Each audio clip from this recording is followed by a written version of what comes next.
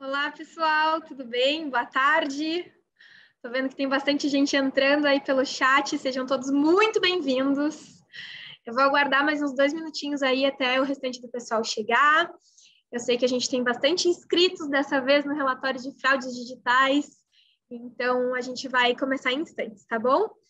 Enquanto isso, já adianto que o tempo em Porto Alegre hoje está meio nublado, mas a gente está aí se preparando para um verãozinho que eu espero que seja bem gostoso, bem calorzinho. Então, é isso. Peguem a pipoca, vai ser sensacional, tenho certeza. E espero que todos vocês estejam muito bem, muito, enfim, acomodados, né? Porque a gente vai fazer um papo aí bem bacana. E falaremos um pouquinho hoje sobre coisas muito interessantes, muito relevantes para quem é dessa área de cibersegurança. Então, é isso aí, pessoal. Acho que a gente já pode começar, então. Primeiramente, então, boa tarde novamente. Sejam todos muito bem-vindos a mais um webinar da Axur. O webinar de hoje vai ser sobre o lançamento do nosso relatório de fraudes digitais no Brasil no terceiro trimestre de 2021. E vai ser um relatório muito bacana, muito mais completo, igual a nossa última versão, que trouxe um pouquinho do cenário também de fake social profile, não somente de phishing, mas de estelionato, rogue mobile. Então, a gente vai falar bastante também sobre esses casos, certo? E aqui comigo, eu não estou sozinha, aqui comigo a gente tem um time de peso hoje para representar, para falar um pouquinho mais sobre o relatório. Então, aqui comigo está o Thiago Bordini, Head de Threat Intel da Axur. Tudo bem, Thiago? Tudo bem, Mel? Boa tarde a todos. Boa tarde. E comigo também está o Fábio Ramos, o CEO da Axur. Tudo bem, Fábio? Tudo ótimo, Mel. Tudo bom, gente? Tamo aí. Tudo certo. Bom, gente, para quem não me conhece, ainda não acompanhou nenhum webinar comigo, prazer, meu nome é Melissa Araújo, eu faço parte do time de Customer Success da Axur e eu vou ser a mediadora do papo de hoje. Eu tenho 2 recadinhos que eu sempre comento com vocês, sempre faço questão de relembrar, que é o seguinte, nos sigam nas nossas redes sociais, a gente tem redes no Instagram, no LinkedIn, no Twitter, no Facebook, e por lá sempre rola muitos conteúdos bacanas, então não se esqueçam de nos seguir por lá, de nos acompanhar, compartilhar com os amigos de vocês, e aqui no YouTube, né, porque a gente tem o canal que a gente fomenta cada vez mais informação no meio de cibersegurança, então é muito legal para quem quer saber um pouco mais sobre a área, conhecer o nosso canal do YouTube. E além disso, a gente também tem um Q&A aqui, que a gente vai deixar aberto para que vocês possam ir fazendo perguntas durante a apresentação do nosso relatório e o nosso chat, que a gente também vai intercalando e vai lendo ali junto e interagindo com vocês. Tá certo? Bora começar então, Fábio? Vamos embora, vamos embora. Então, vocês já estão vendo minha tela aí, né? Sim, tá tudo certo já. Bom, legal. Bom, boa tarde a todo mundo, né? Como é tradicional, a gente sempre faz esse relatório, a apresentação do relatório do trimestre anterior. Nesse caso aqui, a gente está falando sobre o terceiro trimestre de 2021. E a gente tem, por tradição, também separar em alguns temas, né? A gente está modernizando um pouco assim a nossa visão sobre esse assunto, no que a gente está chamando de jornada da fraude digital, né? E que a gente vem dividindo aí em alguns assuntos que são os assuntos mais relevantes quando se fala em cibersegurança e fraude digital, que são assuntos que andam muito próximos.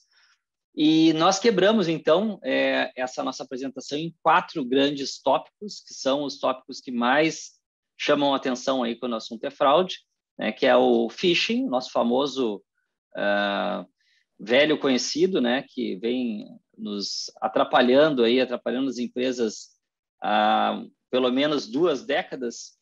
O estelionato, né, não que o phishing não seja uma forma de estelionato, mas a gente faz um recorte especial para o phishing e tem outras categorias de estelionato aí que também a gente vai monitorando e vai mostrar para vocês. O perfil falso em redes sociais, que vem também sendo um grande problema para as empresas. A gente vai falar um pouquinho, mostrar dados, evolução desse cenário. E, por último, os aplicativos falsos, né? Os Rogue Mobile Apps, são os aplicativos, todo mundo sabe, aí, todo mundo usando o celular, e a gente se depara de vez em quando com um aplicativo falso, tentando roubar uma informação, ou sequestrar o celular ali para fazer transformar o nosso celular num celular zumbi, né? Então tem de tudo, tá?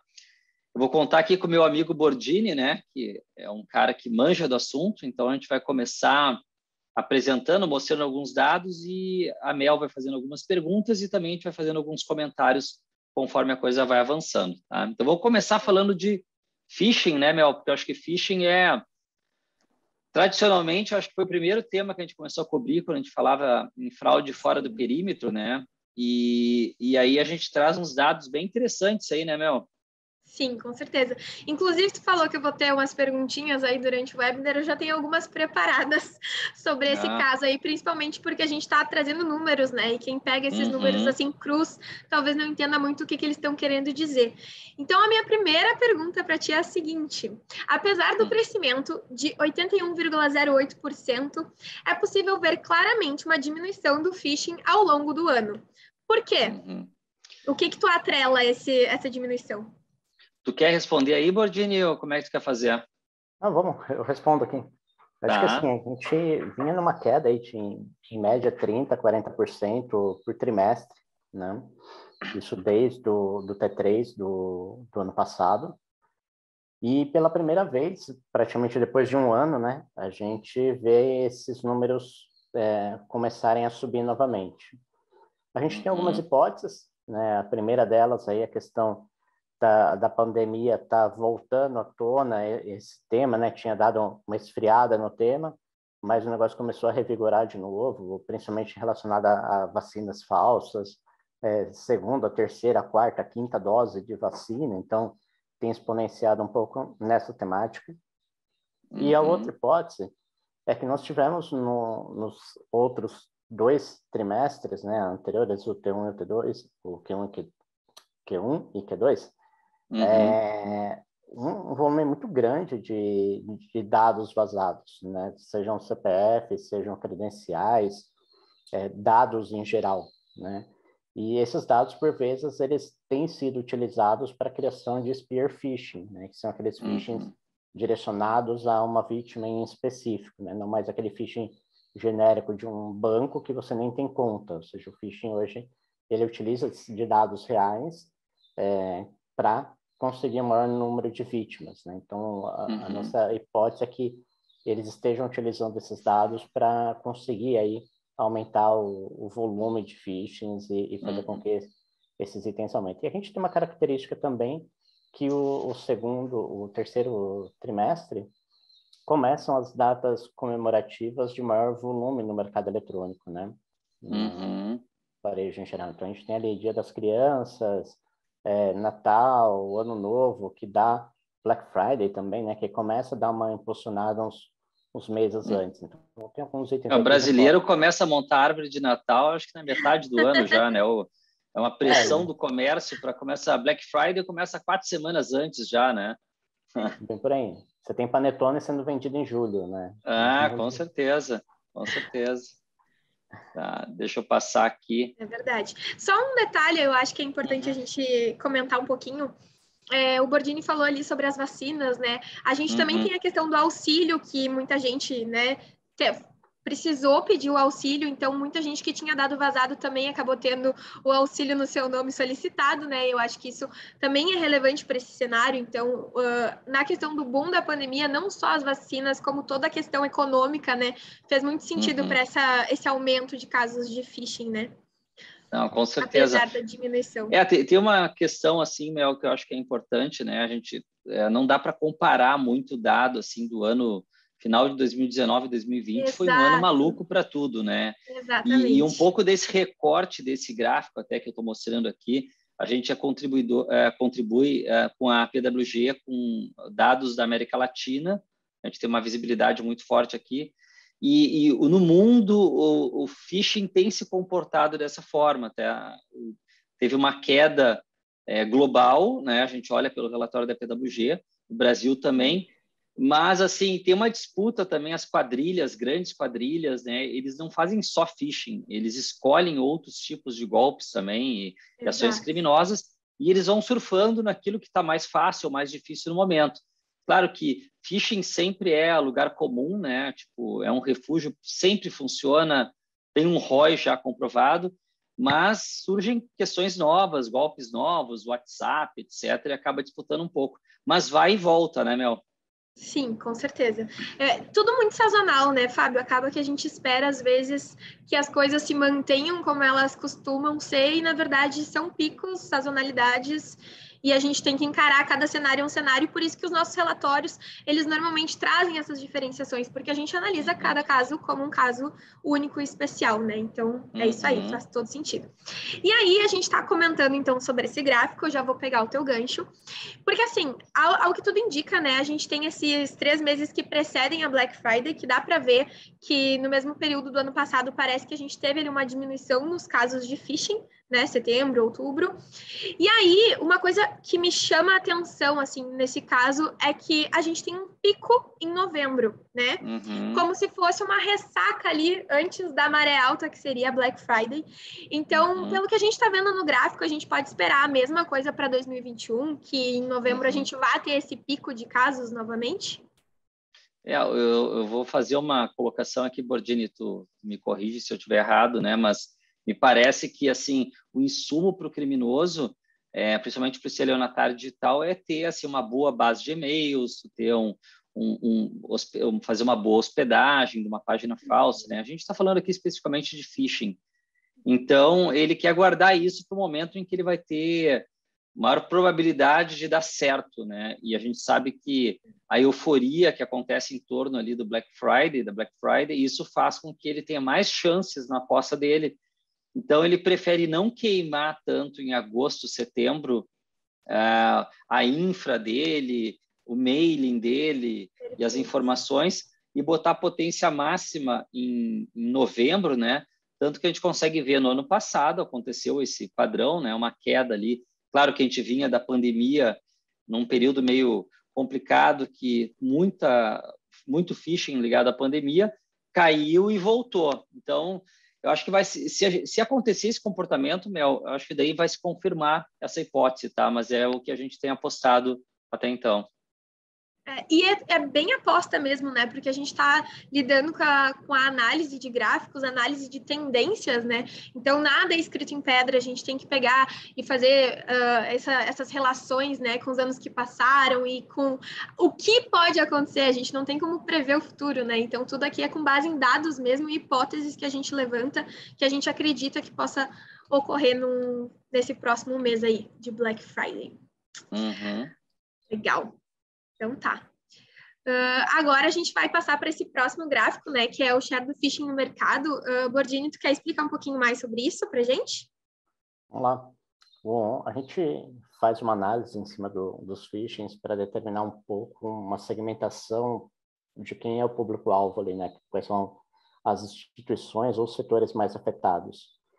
E a gente vê que o e-commerce e bancos e fintechs têm um percentual muito próximo, ou seja, diretamente aqui a motivação financeira fala mais alto, né? Então, aquele phishing voltado para coleta de dados de cartão, para coleta de credenciais para fins de fraude, ele fica muito evidente usando essa análise dos dois segmentos, né, de e-commerce e bancos. Já os outros segmentos ali que a gente tem o SaaS, web e-mail, programas de milhas, também cai a questão de fraude um pouquinho, a gente vê uma modalidade de phishing muito direcionada para coleta de credenciais corporativas sendo realizadas, né, que é um outro grande problema que a gente tem, visto os casos de vazamento de dados que nós tivemos esse ano, vídeos, casos de ransomware que também ocorreram esse ano. Boa parte deles originam de credenciais corporativas comprometidas. E tem uma parcela bastante significativa, né? A gente tem 1/4 aí praticamente do volume de phishing detectados sendo direcionado para campanhas com esse foco, né? Um ponto importante é que, assim, a gente vê, quando a gente compara isso com o período anterior, né? A parte de e-commerce, ela tem uma explosão, eu diria que até bem impactante, né? Algo em torno de 164% de diferença comparado ao trimestre anterior. Ele reforça a questão de que realmente a Black Friday, a movimentação pré-Black Friday, pré-Dia das Crianças, pré-Natal, aí, vem sendo realizada com bastante euforia por parte dos atacantes. Né? O início do pagamento de 13º também, né, que influencia bastante. Mas vocês sabem que eu tenho até uma visão assim também complementar a isso, de que o banco ele guarda dinheiro, né? E o e-commerce, ele guarda bens que se transformam em dinheiro. Só que o banco, ele tem uma característica que, ao longo dos últimos 15, 20 anos, ele sempre foi sisudo e ele se importou menos com a experiência do consumidor. Porque o consumidor, ele tinha um lock-in no banco. Então, quem aqui não tentou fazer uma transação no banco, não dava, daí tinha que ligar, e você continua insistindo, porque você precisa fazer aquela transação. E aí, em função disso, obviamente, o banco tem um nível de segurança muito mais alto, né? Já no varejo, o varejista, se ele não for menos fricção possível, ele perde a venda. Então, ele tende a ter menos controles de segurança, né? E isso faz com que o criminoso, claro, ele não tem aquela liquidez tão grande quanto roubar, fazendo uma transferência, né? Fazendo a pessoa fazer uma transferência, mas no varejo tem alguns objetos, tipo celular, acho que é o mais, né? Que ele tem uma liquidez absurda, assim, se você conseguir fazer com que uma encomenda vá para o seu endereço, ou usa um cartão, ou rouba uma conta e compra algo, e você revende aquilo muito rápido, vira dinheiro muito rápido. Então, acho que tem um sweet spot aí dos criminosos que eles estão vendo assim, o banco seria o melhor, mas o banco é mais difícil, né? Mas continuamos insistindo, porque agora tem as fintechs, etc., mas o varejo, ele tem essa tendência, parece que assim, natural de colocar menos travas possíveis para que as pessoas consigam fazer a transação, consigam comprar, e isso aí sempre vai disputar com segurança, e por isso que ele acaba sendo tão atacado. E mesmo quando se tem travas, né, eu acho que já se torna algo que as pessoas meio que deixam de lado e vão na fé de que vai dar certo. A gente vê muito fraudador, assim, no dia a dia, né, burlando todos os tipos de sistema do mundo, assim, de segurança, porque eles realmente têm interesse no final, né? Que é ter o sucesso objetivo nessa fraude de e-commerce. E acho que por isso que o e-commerce voltou a ocupar essa primeira posição da lista, né? Por todas essas características que tu trouxe, certeza. Mas também porque eles têm muita chance de sucesso no final, né, Bordini?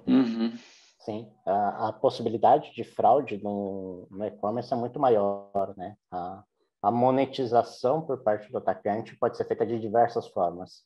Então, no banco, para ele tirar o dinheiro, ele tem que mandar isso para uma conta de laranja. Né? No e-commerce, ele consegue fazer diversas outras atividades. Ele consegue anunciar esse produto no marketplace e depois comprar o produto no e-commerce e mandar entregar direto na casa de quem comprou no marketplace.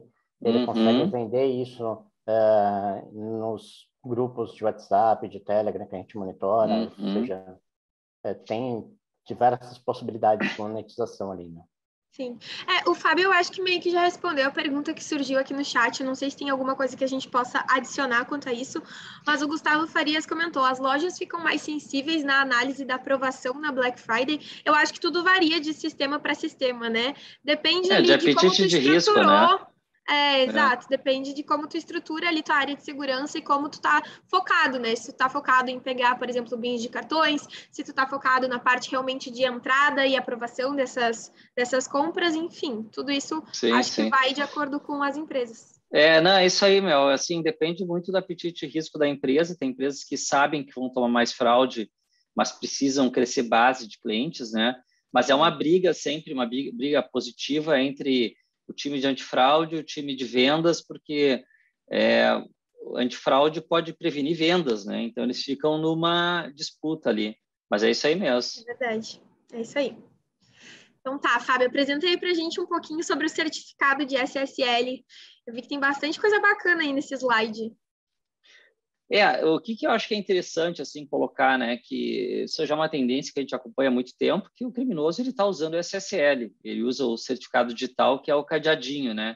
Então, alguns anos atrás falava que dava para confiar se tivesse o cadeadinho, agora, na verdade, a transação fica segura para o criminoso, né? Para ele, para ninguém roubar o dado dele, né? Interceptar o dado. E é engraçado porque o que a gente estava vendo assim é que o nível de páginas falsas que usa certificado digital, ele é maior, inclusive, do que o que deveria ser na internet. Então, os criminosos aderiram mais ao certificado digital do que as pessoas que deveriam estar usando o certificado digital, né? Então, isso é, no mínimo, bem interessante. E também a gente tem visto aí os domínios que não fazem menção à marca na URL. Porque os criminosos, eles perceberam que se eles usam o nome direto do varejista, varejista.abc.com, ele vai ser mais identificado mais rápido, né? Porque empresas como a nossa monitoram todos os domínios que são criados, a gente consome listas, né, de domínios, etc. Então, Sim. o que eles estão fazendo, eles estão criando nomes genéricos, Mel, assim, tipo, que não remeta aí à questão da marca, né? Segunda via de Sim. boleto, né? Sim. Fatura digital. E aí, com isso, não é mais difícil gerar confiança nos consumidores, assim, com esses domínios mais genéricos, enfim, já que eles não remetem ao consumidor nenhum tipo de confiança com a marca, né? Uhum. Tem muita questão da identidade visual, né? As pessoas, a gente percebe que ainda falta muito aculturamento delas, né? De conseguir identificar um site verdadeiro de um site falso. E a gente tem que lembrar que nós tivemos um boom de pessoas que foram digitalmente incluídas à força do ano passado para esse. Né? Exatamente. Provavelmente os nossos pais, né, nossos familiares não usavam internet banking, não usavam e-commerce com a mesma frequência que utilizam hoje, né? Por conta da pandemia. Isso faz com que também esses números aumentem. E aquela velha dica que a gente sempre dava, olha se tem o cadeadinho para ver se é phishing ou não. Eles também começam a usar essa técnica. Bom, se a recomendação é olhar para ver se tem um cadeadinho para saber se é seguro ou não, vamos colocar o cadeadinho, porque daí quem é leigo vai ver o cadeadinho ali, né, do SSL e vai já automaticamente confiar, né? Mesmo que o nome não remeta à marca, tem o cadeadinho, tá seguro, né? Me falaram isso, né? Então, ele toma como premissa essa questão. E eu acho que só, assim, um complemento, né, a isso que você está falando, acho que cada vez mais as marcas têm que se preocupar com seus domínios, então tem que mostrar ali realmente a idoneidade da marca através deles e se preocupar com esses domínios similares, porque querendo ou não, eles podem acarretar daqui a pouco em um estelionato, né? A página tá lá sem conteúdo, daqui a pouco vira um estelionato e aí, tu faz o quê, né? Então, cortar esse mal pela raiz. Antes de começar a ter um conteúdo aquela página, se tu já vê que um domínio ali é similar, tu já pode tentar tratar ele, tu já pode tentar derrubar essa página para que ela não vire um problema ainda maior no futuro, né? Com certeza. Então, tá. E aí, gente, por qual motivo os cybercriminosos eles estão mudando de prática? Enfim, eles estão saindo dessa questão do cadeadinho para outras frentes? Porque eles são, não, na verdade, eles estão usando mais o cadeadinho sempre, né? Eu acho que o que eles estão fazendo estão tentando não ser pegos, né? E aí eles estão usando de tudo, né? A gente vai falar um pouco mais à frente ali da questão do uso de Cloudflare, etc.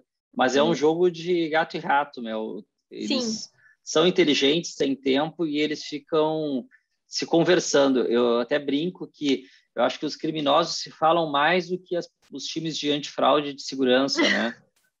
Porque eles têm os canais ali, às vezes o pessoal fica cheio de dedos de compartilhar informação às empresas, mas os criminosos estão o tempo todo, né? Tem milhões de mensagens que são trocadas e eles vão estar sempre na frente, porque obviamente que esse dinheiro que vai para eles é muito grande e vale a pena reinvestir para descobrir formas alternativas. Tem os de domínios ainda falando assim, muitos TKs, .ca, são os domínios da Freenom, né? Mas são domínios que rapidamente podem ser removidos, né? Mas também tem um volume grande de domínios que são de invasão. Então, invade uma empresa e coloca o phishing lá. Esses são mais difíceis de ser removidos, principalmente em hostings, porque, por exemplo, se pegar o caso da Amazon, né? E eu tenho uma página falsa hospedada na Amazon, é mais fácil de derrubar, porque mostrando que aquele domínio foi registrado com os dados errados, né?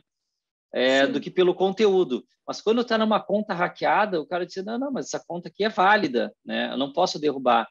Então, esses cantos assim escuros é que os criminosos procuram, essas falhas de processos, né? De como as empresas operam, que eles procuram para conseguir perpetuar os golpes deles. O Gustavo Farias até falou aqui no chat que o WebHost é um exemplo deles, né? Então... não, tem diversos, tem uns assim que é muito claro que tem uma fraude e os caras não tiram, né? Então a gente tem que ir achando ali o jeito certo de fazer, apertar os botõezinhos para a coisa andar. Aí, só Exatamente. colocando um outro parênteses também, assim, o custo para se erguer uma infraestrutura com SSL, né, até algum tempo atrás, era um pouco maior do que é hoje. Então, Hoje é de graça, né? Hoje é de graça, Sim. pelo Let's Let's Encrypt. Encrypt, Tem vários provedores que, a hora que você registra um domínio, ele já te dá o SSL. Então, o custo para ele já não é mais um problema. Não é o investimento que ele vai fazer na infra, não é mais um problema como alguns anos atrás. Né? É verdade. E saindo um pouco agora desse assunto e indo para os servidores mais utilizados, eu queria que vocês comentassem um pouco esse gráficozinho aí, o que vocês enxergam, né, disso, desses números. Esse é a primeira vez que a gente apresenta esse gráfico aqui, né, Mel? Então, assim, É a gente novidade. pretende... É a novidade. E muita gente pedia, assim, onde é que o pessoal está hospedando? Isso varia a cada trimestre, tá, gente? Então, não quer dizer que os provedores aqui eles estão fazendo um trabalho ruim. Claro que quanto maior for o provedor, mais procurado ele vai ser, né? E quanto mais famoso a experiência, melhor o criminoso também. Ele quer uma experiência ali sem fricção, né? Então, essa aqui é a nossa listinha atual aí do último trimestre do maior volume de hospedagem. Ainda outros é um volume bem grande, são outros provedores, mas assim me parece que os grandes aí, principalmente Amazon e Microsoft, eles estão sendo menos usados, tá? Perderam espaço, né, Fábio? Mas eles são os caras que têm uma certa complexidade de remoção, tá? Então, assim, isso varia também de momento a momento, né? Sim. Mas o que é interessante aqui nesse slide, eu acho, Mel, é que, como eu comentei anteriormente, os criminosos, eles realmente agora estão usando muito o Cloudflare para ofuscar o IP da página, né, do servidor. E a Cloudflare sempre colabora, mas coloca aí um delay de 24 horas para repassar a informação, né? Então, é um pouco daquilo, né? Eles ficam tentando descobrir ali um lugarzinho onde eles consigam resistir por mais tempo online, porque horas para eles significam muito mais dinheiro. Diferença. Exatamente. Às vezes tu tá lá, tu não sabe quando uma pessoa tá pesquisando sobre um site, né? Com a digitalização aí, com a globalização, tá todo mundo pesquisando o tempo todo para comprar alguma coisa, saber alguma informação, enfim. E aí acaba que realmente horas fazem muita diferença. E aí o que a gente atribui, né? O que a gente pode concluir em relação às preferências de servidores? A gente tá vendo o UOL, o HostGator e o Google, né? Então, assim, o que a gente pode atribuir à preferência desses servidores? Olha, eu acho que uma das hipóteses que a gente coloca é, primeiro, a facilidade de criação dos ambientes e a disponibilidade de colocar um site falso no ar rapidamente, né? Sim. Esses provedores, em geral, eles têm um processo muito simplificado, muito rápido, para você colocar um site lícito, né, ou ilícito, no ar. Então, o atacante ele precisa de velocidade. Esse é um dos fatores que tem ali bastante significativo. O outro é que são provedores que têm, pegando ali o UOL, o HostGator, principalmente, tem hospedagem aqui no Brasil, né? Então, a gente sabe que hoje tem várias soluções que, quando é um site nacional, mas está hospedado fora do Brasil ou em outro país, já gera um score de risco, já gera uma desconfiança em algumas ferramentas de análise de tráfego e de análise de comportamento anômalo. Essa é uma das hipóteses também que a gente está tratando do porquê os phishings têm se optado aí, né, por hostings nacionais, né? Sim, bacana. E aí a gente viu também que 12,25% dos sites que a Axur identificou no trimestre, né, eles estavam aí num status que a gente chama de DNS Parking, né, que é quando o domínio ele já está registrado, mas ele está inativo ainda, não tem nada. Isso tem alguma relação com a Black Friday, Fábio? Na verdade, isso já é uma técnica usada. O criminoso ele registra um domínio e ele nem sempre coloca a página falsa tão rápido, né? Ainda que em até 2 dias tem uma grande parte que levanta, e depois em até 15, 20 dias já coloca, a grande maioria coloca algum conteúdo. Por isso que é importante monitorar domínios suspeitos, colocar lá em quarentena, e na quarentena ver se vai ter o logo ou não vai ter o logo, né? Se vai ter relação com a Black Friday, eu acho que sim, porque todo mundo quer reservar os melhores domínios, né? Porque sabe que um domínio bom, e ainda mais Black Friday, converte, como acontece no marketing digital, para o criminoso também converte. Sim, com certeza. Eu acho assim que, claro, a gente tem essa sazonalidade de ter picos, talvez nesses meses que a gente tem grandes eventos, como a Black Friday, mas é importante estar olhando sempre para isso, né? Pelo menos na nossa experiência aqui enquanto empresa, com os nossos clientes, a gente vê cada vez mais que as empresas estão sendo atacadas, né, por fraudadores que estão utilizando essa técnica de DNA Sparking, que é literalmente criar o domínio, deixar lá, mas inativo para, enfim, né, deixar guardadinho para usar numa melhor oportunidade. E aí, saindo aqui da área de phishing, né, e indo um pouquinho para a área de estelionato, para falar um pouquinho mais sobre esses casos. A gente resolveu chamar de estelionato, né? Hoje, na nossa oferta do ano, a gente chama de brand misuse, mas é basicamente estelionato. Então, a gente queria trazer para vocês alguns dados importantes, como, por exemplo, 47.761 estelionatos que foram identificados no trimestre, né, Fábio? E que denunciam aí um crescimento de 32,46% em relação ao trimestre anterior. O que tu pode comentar um pouquinho disso para a gente, assim? E já embalando um pouquinho nessa questão do comentário, tem uma pergunta também que é: por que os criminosos eles continuam insistindo em usar a identidade e reputação das marcas para aplicar esses tipos de golpes de estelionato? Esses golpes, eles são basicamente golpes de engenharia social, né? Engenharia social, tu tem uns gatilhos mentais ali que tu faz uma pessoa ter vontade de fazer uma ação, e o uso de uma marca conhecida é um poderoso gatilho para que a pessoa crie uma confiança, e em função dessa confiança ela execute uma operação ou passe uma informação. Então, quanto mais as empresas continuarem investindo em propaganda, em marketing, etc., melhor para os criminosos.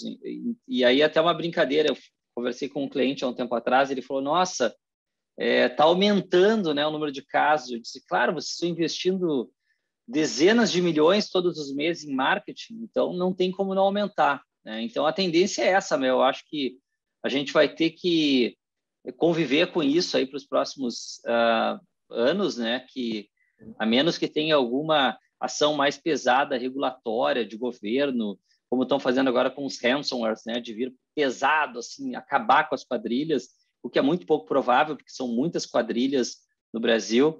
A gente vai continuar vendo o caso de estelionato e muitos criativos, super criativos, oferecendo até produtos que a empresa não oferece, né? Não é a primeira vez que a gente viu, assim, a marca de uma empresa conhecida sendo usada por um estelionatário para oferecer um empréstimo, sendo que aquela empresa nem tem aquela modalidade de serviço financeiro, né? Sim, é verdade. Aqui eu já aproveito o gancho, já que a gente está falando um pouquinho de estelionato, para responder a pergunta do William, porque ele falou como são as ações de takedown, qual o procedimento legal adotado. E o William, a gente acabou de lançar um vídeo no YouTube sobre takedowns, então se tu quiseres saber um pouquinho mais, dá para conferir lá no YouTube, tá?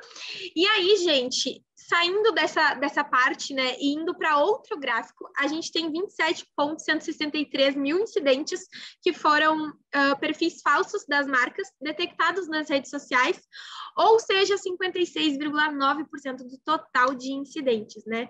Esse aumento de 23,41% no volume total de perfis falsos do segundo para o terceiro trimestre de 2021, ele se dá, esse aumento, né, ao total do terceiro trimestre também. Como é que funciona? De 2020, no caso, a gente pode fazer aí uma correlação, a gente pode buscar alguma semelhança em relação a isso, aos incidentes?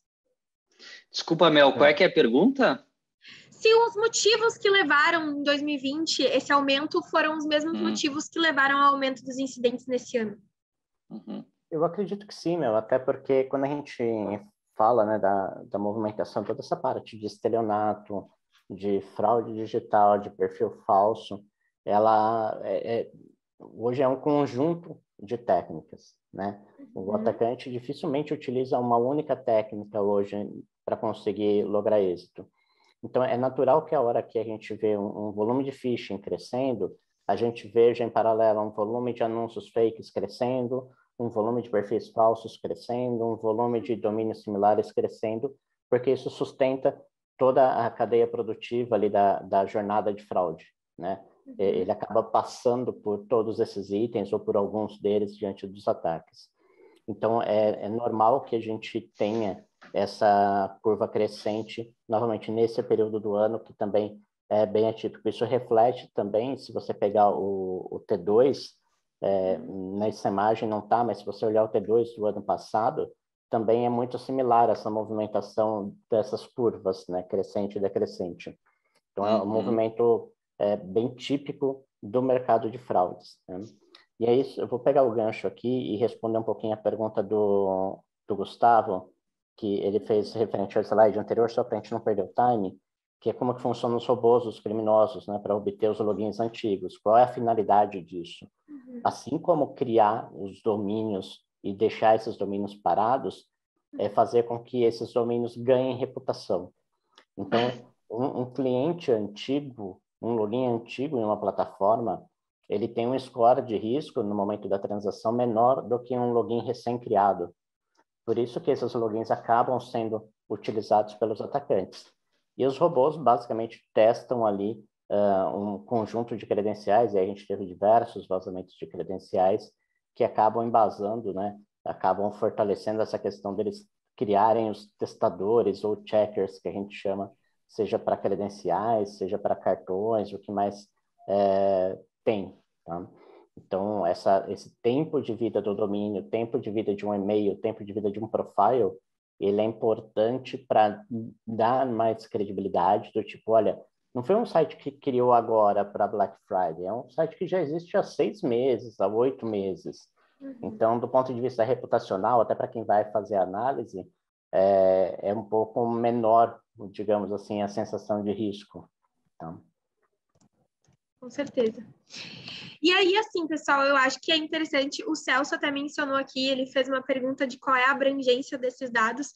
A gente leva em consideração muito que a Exur coleta, né, durante esse trimestre. Então, a gente pega as nossas coletas para fazer essa análise e trazer para vocês dentro de um relatório compilado com todas essas informações. Então, a base aqui é muito o que a gente vê no nosso dia a dia, né, Bordini? A gente traz esses dados que a gente realmente acompanha e traz para vocês em formato de relatório. Eu acho que só... com gráficos globais, né, como o GW, esses números são muito... Os números diferenciam, obviamente, pela quantidade, mas o comportamento é muito similar, seja fora do Brasil, seja aqui dentro também. Tá? Isso aí. O Fábio queria complementar alguma coisa? Não, só dizer que assim, a gente tem uma visibilidade em mais ou menos 450 grandes marcas do Brasil, né? Mas a gente complementa dados, a gente troca informações com parceiros, então a gente tem um recorte estatístico assim que é suficiente, dá bem realmente né? Bem significativo. Isso aí. Então tá, gente. E aí, falando um pouco sobre o nosso próximo quadro, né? Que eu acho que, partindo aí, saindo um pouco... A gente vai comentar mais sobre perfis falsos, né? Fake social profile, mas dentro de estelionato a gente também tem alguns casos relacionados a perfis falsos, né? Então, Fábio, como é que tu me explica a diminuição em quase todos os tipos de fraude, né? Porque, querendo ou não, a gente consegue perceber aí essa diminuição nesse gráfico, certo? Nesse gráfico aqui, eu não estou vendo a diminuição. Nesse anterior, então. Isso. Eu acho que é. Para aí. Deixa eu voltar aqui. Eu acho que tem uma diminuição, mas assim, ela é basicamente tem a ver com o momento que a gente passou do ano que vem.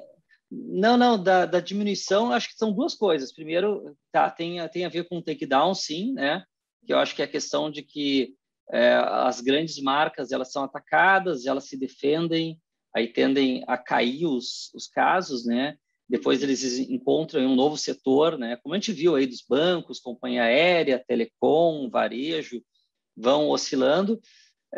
Mas eu acho que também assim, o ano passado ele é um ano totalmente diferente, né? Todo mundo, se vocês olharem os dados de empresas que vendem no varejo, bombaram no ano passado, esse ano agora está voltando a economia real. Então, assim, uma tendência a dar uma diminuída, tudo que tem ligado ao estelionato digital. Isso aí. Então tá, respondida a pergunta.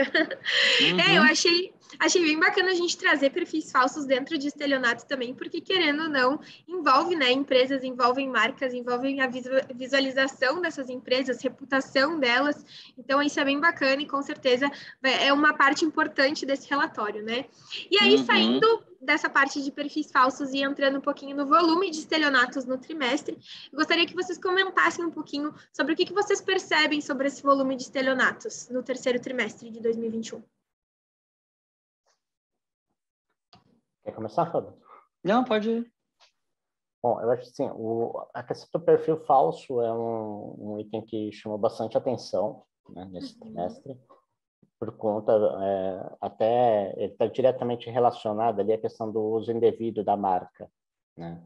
Então, cada vez mais as marcas têm ido para o digital, ou seja, interagindo com o cliente através de Instagram, através de Facebook, através de LinkedIn, destas mídias, e toda vez, como o Fábio falou, toda vez que você tem um investimento pesado em campanhas nesse sentido, você vai ter, inevitavelmente, um reflexo também do maior volume de fraude. É inevitável que uma empresa que tem uma exposição digital maior, ela tenha um volume de ameaças também maior, né? A superfície de ataque passa a ser mais significativa. E aqui a ideia é ir pela manada, né? Ou seja, movimento de manada, onde eu tenho uma instituição que tem um grande investimento, que está tendo uma grande repercussão de mercado, que está tendo bons resultados de mercado, com promoções, com campanhas e tudo, é inevitável que ela também vá ter um crescimento de perfis falsos relacionados a essa instituição. Então, esse é um ponto que cresce também muito atrelado ali, né? O perfil falso em rede social ao perfil de fraudador. Comportamento. E do comportamento do consumidor também, né? A gente olhando esses perfis falsos nos diz muito onde é que as pessoas estão buscando informações, buscando comprar, enfim. E eu acho que os perfis falsos, eles têm essa característica, né? Então, nessa crescente, nesse volume que está sendo mostrado em estelionatos para perfis falsos em redes sociais, significa que as pessoas, os consumidores, eles estão buscando isso, eles estão dando preferência, né, às redes sociais. Então, isso é bem bacana. E aí, eu também pergunto para vocês o seguinte, a gente tende mais a confiar quando uma marca nos aborda por alguma rede, ou as pessoas elas são mais retraídas quando a abordagem é por uma rede social? O que vocês entendem disso? E isso já foi até estudado, Mel, que as pessoas elas estão mais dispostas a clicar quando elas estão numa rede social, né? Porque elas estão ali, porque elas são relaxadas, né? Então elas são mais e ainda mais se é o endosso de um amigo, né? Então a gente vê essas promoções ou vagas de emprego falsa que se propagam por WhatsApp, né? Nos grupos da família ali. É porque uma pessoa fala assim, nossa, isso aqui é bom demais, deixa eu passar para meus amigos. Aí o amigo recebe e fala, vou clicar, veio do fulano, né? E os criminosos entenderam isso também. Então, para eles, mais uma vez, né, a rede social acaba tendo um efeito que o Bordini colocou ali, que é a questão de também... Ele não tem que levantar nem infraestrutura, né, Bordini? Porque ele fazer um perfil falso é muito mais fácil do que fazer uma página falsa num provedor, né? Tipo, não tem que configurar DNS, não tem que levantar o web server, não tem que fazer a cópia do HTML. Então, nossa, a tendência é que isso aí aumente ainda muito mais. É isso aí. O que chama um pouco também a questão dos apps, né? Que deu uma movimentada boa também, né? Mas a gente vai falar de apps um pouquinho mais para frente. Vai chegar. Esse tema do app mais para frente, mas ele está bem relacionado hoje à questão da fraude também, né? E a gente percebeu também, né? O Borgini comentou ali um pouquinho antes sobre os casos de segunda via de boleto, né? Uso indevido. Então, a gente tem aqui 650 casos identificados de uso indevido de marca em busca paga que estavam ligados ao golpe do boleto, né? Então, poxa, 81,25% do total do trimestre está relacionado ao golpe de boleto. Então, assim, a gente percebeu essa necessidade de atuar em cima disso. Hoje a gente consegue atuar de forma investigativa, o que é muito bacana. E a gente está vendo, está notando uma crescente nisso, né, Bordini? Sim. Esse talvez seja o grande problema aí das empresas que atuam com fraude com boletos, né? seja para pagamento, seja para questão de segunda via de fatura, enfim. Eu diria que de agosto para frente o negócio deu uma revigorada, e eu até brinquei com o pessoal que eu estou tendo um flashback aí Trabalhinho dos extra. anos, um revival dos anos 2000, 2001, que teve um grande boom de fraude com boleto. A gente está revivendo isso, né? E hoje o que a gente percebe com relação à fraude de boleto, assim, a gente até produziu um reporte específico disso, de um artefato criado para manipular boletos em mailbox, né, o reboleto. Mas hoje o atacante ele chega a comprar anúncios nas plataformas para posicionar o site fake num primeiro ranking acima do site oficial.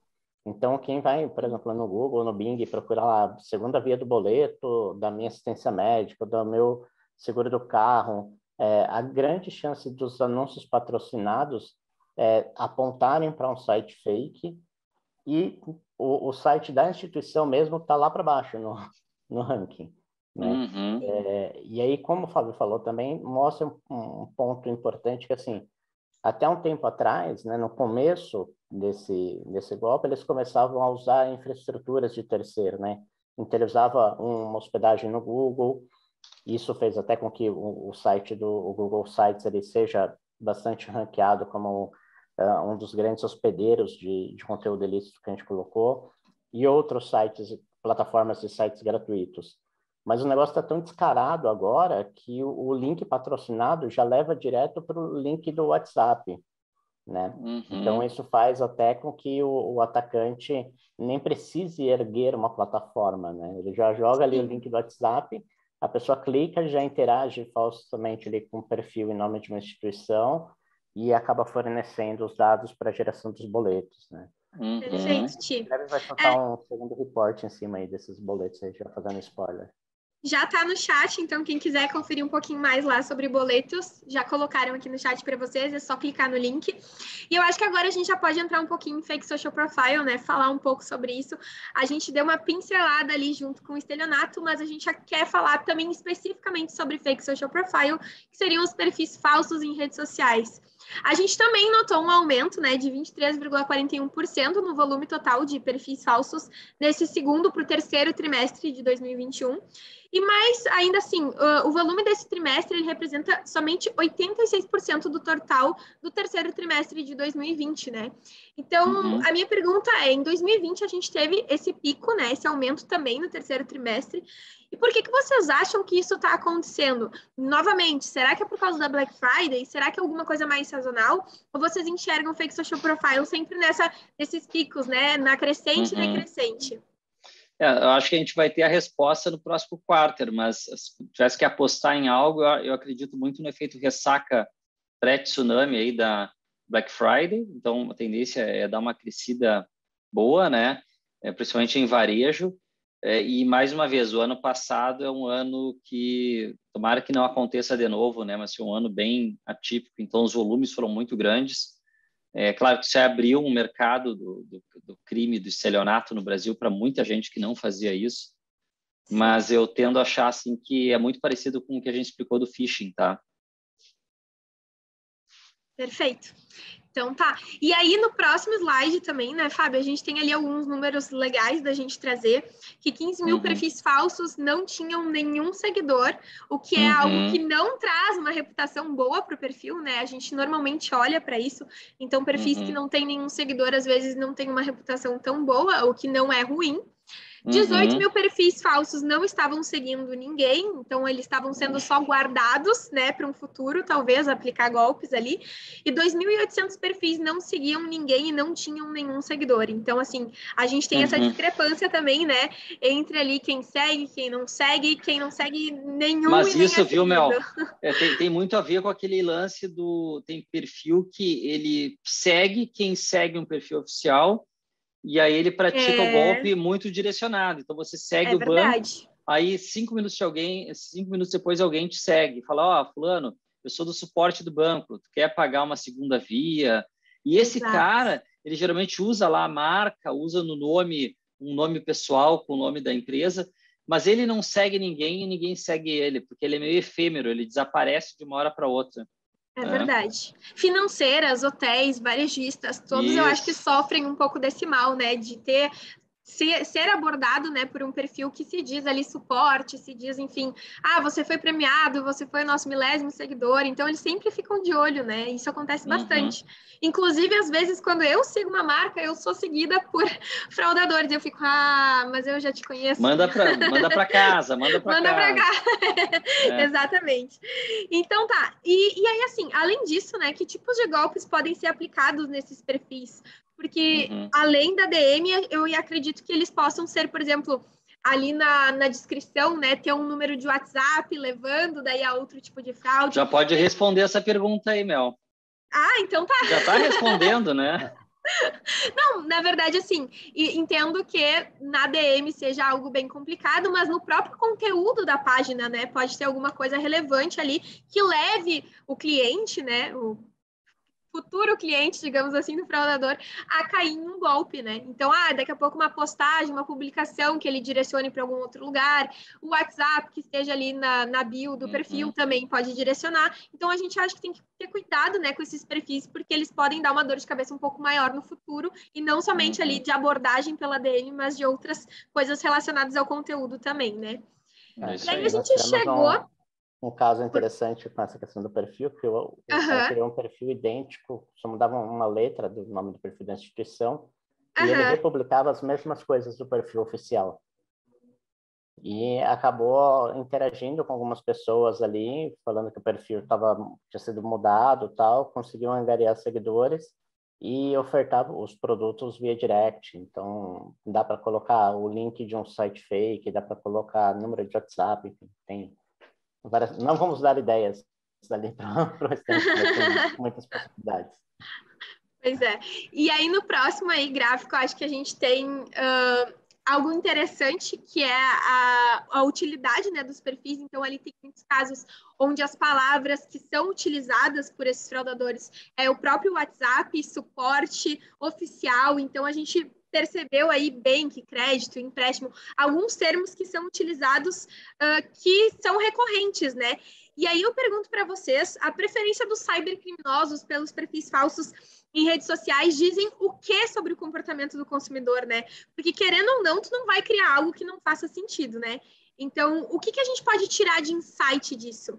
Esses caras são top, assim, em marketing, né? Porque eles sabem exatamente o que as pessoas querem. Claro, eles não entregam nada, mas as palavras-chave que eles usam são as palavras mais bem ranqueadas. Eu acho que eles têm até análises de palavras-chave que os marqueteiros fazem. Então, são muito boas, tá? As palavras realmente os levam a entender isso. Isso aí. E aí, assim, acho que de Fake Social Profile a gente já conseguiu ter uma boa base, né, Fábio? A gente tem ainda mais informações dentro do nosso relatório. E acho interessante a gente partir agora para o nosso Rogue Mobile App, porque também é relevante falar sobre os aplicativos falsos que são criados pelos fraudadores, né?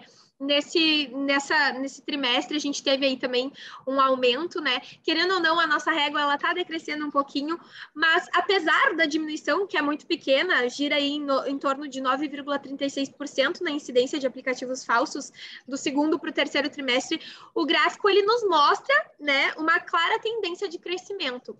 Então, o que isso quer dizer em relação ao comportamento do cybercriminoso? Acho que o primeiro ponto aí é a questão da quantidade de novos apps, né? Foram criados diversos novos aplicativos para qualquer coisa hoje em dia, né?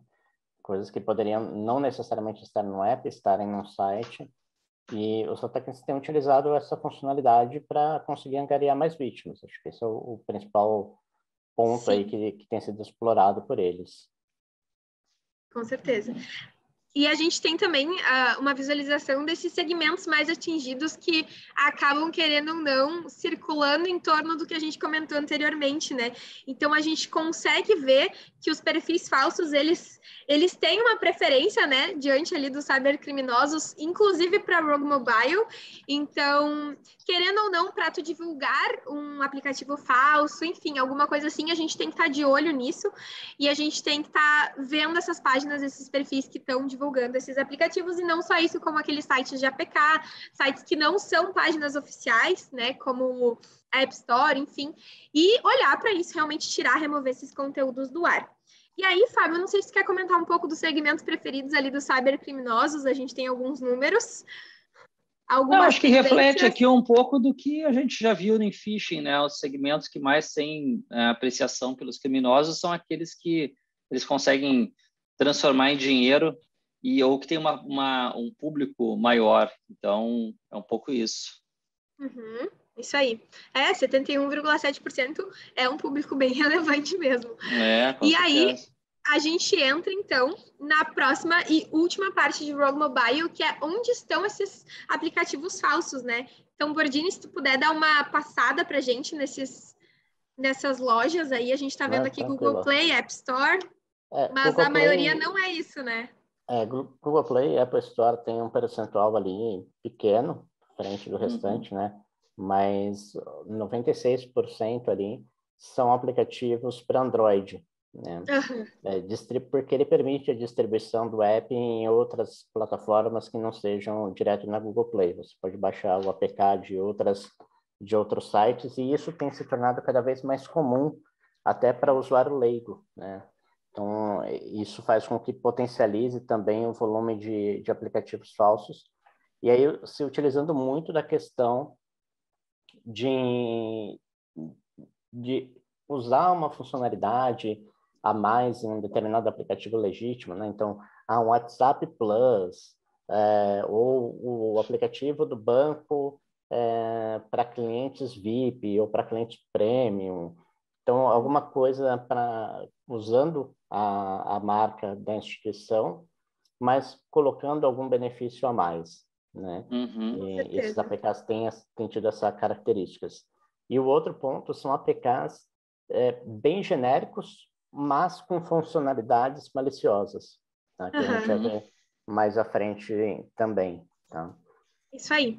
Então, assim, gente, só fazendo uma pincelada, a gente falou sobre os golpes de boleto, né? A gente fala muito sobre golpes no WhatsApp, e a gente tem grupos fechados de Facebook, a gente tem diversas outras plataformas, né? Que o time de DW precisa atuar de forma mais investigativa, e para isso a gente tem o time de arte, o Axur Research Team, que é um time focado justamente em fazer essa parte um pouco mais proativa, né? E de achar realmente essas fraudes, achar esses gaps que a gente tem talvez no nosso site, no nosso e-commerce, enfim. E aí trabalhar em cima disso para tratar e fazer com que realmente traga resultados relevantes, né, para a tua empresa. E aí a gente tem aqui uns números, a gente encontrou 14.855 artefatos maliciosos, né, pelo time de arte, então foram aí muitos artefatos encontrados por esse time, que é liderado pelo Bordini, e o formato normalmente gira ali em torno de APK. Então, durante os meses de julho, agosto e setembro de 2021, a gente conseguiu coletar essa quantidade, certo? E aí também Exato. aqui a gente tem... Tu quer comentar alguma coisa, Virginia? Vou fazer um highlight ali rápido daqueles números, assim, um ponto importante desses 14 mil, 10 mil eram aplicativos voltados para o setor financeiro, né? E 10 Uhum. deles utilizavam certificados digitais reconhecidos e confiáveis entre si, tá? Então, mostra um pouco aí de que tem um formato de malware as a service bastante estruturado para essa parte de Rogue Mobile, tá? Uhum. Um ponto bem importante que é utilizado. E 829 aplicativos que nós identificamos, eles eram aplicativos legítimos da instituição, mas vinham junto um aplicativo malicioso, né, usando o que a gente chama de binder. Então, eles juntavam malware junto com o aplicativo legítimo e você fazia a instalação a promoção baixe 1 e instale 2, né? Baixe 1, instale 2. É o sucesso da fraude, né? Exato. Enfim. E a gente saiu aí na mídia também, né? A gente identificou esses aplicativos maliciosos que foram baixados por mais de 100 mil pessoas no Brasil. É muita coisa. Então, significa que a gente realmente está de olho, a gente realmente está olhando para esse tipo de fraude, está tentando encontrar isso para proteger cada vez mais os nossos clientes. E a gente sabe que a gente cravou aqui nas 16 horas, nosso tempo é curto, infelizmente nosso tempo chegou ao fim, mas só dizer para vocês que nos acompanharam até agora, até o momento, que os relatórios já estão disponíveis, vocês podem baixar aí pelo QR Code de vocês vão receber eles. Lembrando que os nossos clientes têm uma parte exclusiva sobre Deep Dark Web, então é muito legal, muito bacana. Quem quiser saber um pouco mais aí sobre essa área tão interessante do Boardini. Sei que tivemos perguntas aqui que a gente não conseguiu responder, então, Mauro, William, eu peço desculpa para vocês, mas se vocês puderem enviar por e-mail para a gente responde com o maior prazer. E fica aqui meu agradecimento ao Fábio, ao Boardini, por mais esse relatório. Eu sei que é um trabalho de muitas mãos, mas é muito bacana poder contar com essa apresentação de vocês, essa visão tão legal que vocês nos trazem. Então, fica aqui o meu agradecimento em nome de todo mundo que está aí assistindo. E até a próxima, pessoal. Muito obrigada.